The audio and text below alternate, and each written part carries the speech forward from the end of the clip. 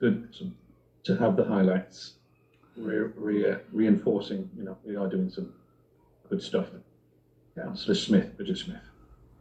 Thank you very much. I want to ask about the Greater Cambridge Transport Strategy, about whether you have any concerns about the time frame for delivering this, because we do.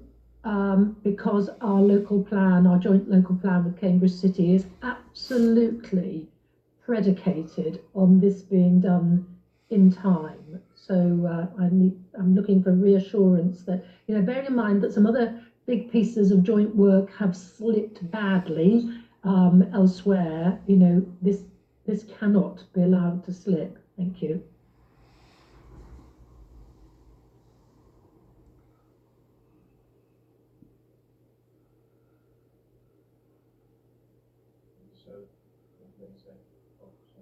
Well, I mean, Judith will be able to give you the exact date, because I don't know. This year, I think, was the plan, and I understand Councillor Smith's can you clarify on his question? Yes, so the proposal for the Greater Cambridge Transport Strategy timeline is that a draft document comes in the summer through TIC, which is overseeing the governance, with a view to consultation in the autumn. We have a member steering group which Councillor Smith chairs, but is also Councillor Netzinger and others are also members of that group. We have a senior officer steering group and a officer working group that's obviously overseeing the kind of day-to-day activity. We are very aware as an officer steering group of the challenges of the timeline, and Stephen Kelly from the Greater Cambridge Planning Service sits on that group, and we have spent some time looking at the alignment between the local plan processes and the strategy development, and I think that is absolutely writ large. We do recognise, as is implied in the question, that there are some significant challenges because of the complexity of the strategy, the complexity of the evidence.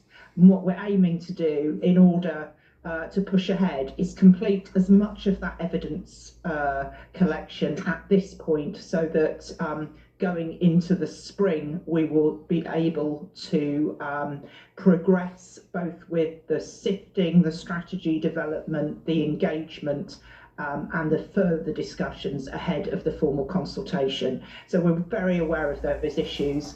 We're very aware that there are some real-time challenges which we need to keep on top of. Yep, Dr. Smith. Thank you very much indeed, through you, Mayor, to Judith.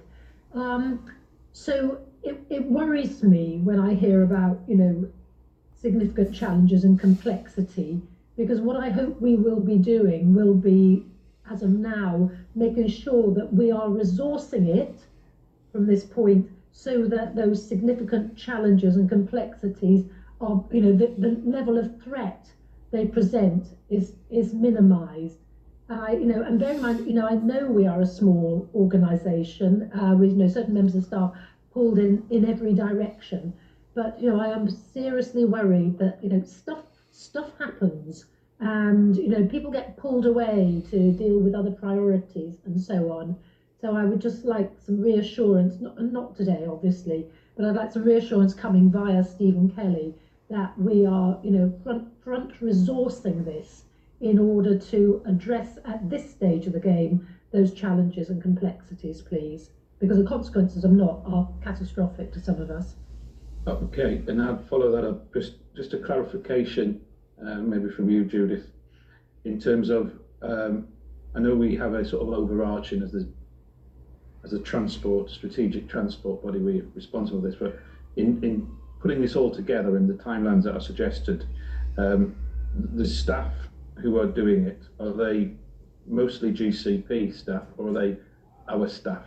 And going back to the point, then if there is a challenge, who's going to put the resource in? Is it the GCP or is it the combined authority? Thank you. So The day-to-day work is being led by a project manager within the GCP team. It was being led by Lynn Miles, who has recently now joined City, and they have a consultant that is in place to fully focus on this particular task, and their team of people is available to support that. Obviously, following this conversation, what we can do is to have a further conversation in order to be absolutely clear about the resource plan to move that ahead during the coming year, so that we can see the resources against the milestones and bring that to the members' working group. Clarification. Councillor Bailey. Real quickies. First one on Greater Cambridge Transport Strategy. Apologies if I missed the workings of this, and obviously, you know, it's a Greater Cambridge document, and totally respect that. But what happens in terms of Greater Cambridge Transport has a massive effect on residents in East Cambridgeshire and beyond Greater Cambridge. So I just wonder, maybe can we have officers to provide some sort of timeline and an understanding as to when other stakeholders might get sight of it would be really helpful. And then I just had a real quick query about Tiger on Demand. So Rob's update says that we've had 1,767 passengers on 1,364 trips. I'm making the assumption that is probably just the Huntingdon one because of the timing of budget papers and stuff, but might be wrong. What I'd really like to understand is and it might sound like a simple question, but how do you define a trip? Because that's not actually that straightforward necessarily. Because on the face of it, that sounds like 1.3 riders per trip on average, but I'm sure it's not as simple as that. So I'd like to understand whether it's passenger journeys or passengers, because I've always asked with Ting in the past and never got to the bottom of it, that we must know how many individual people use the service, actual people, because one person might use it 5 times a week and then they've created 5 passenger journeys. But it's one person, and we must know the unique users because they either book through the app or through the call centre, and I don't know how the call centre's operating, but probably they're inputting the data of that person's journey over the phone, they're inputting it onto the same system ultimately. So can we have the number of passengers in when you're reporting data, actual people, number of passenger journeys, and what is a trip? Because does that really mean 1.3 riders per trip on average? And don't worry if you can't answer it now, it's not a problem. You want to come back or okay? I'll respond to the 3 points regarding the Greater Cambridge Transport Strategy and the process of engagement. That is a really important part, and we have got an engagement plan. And that absolutely incorporates the wider authorities that are clearly inputting into journeys into Cambridge.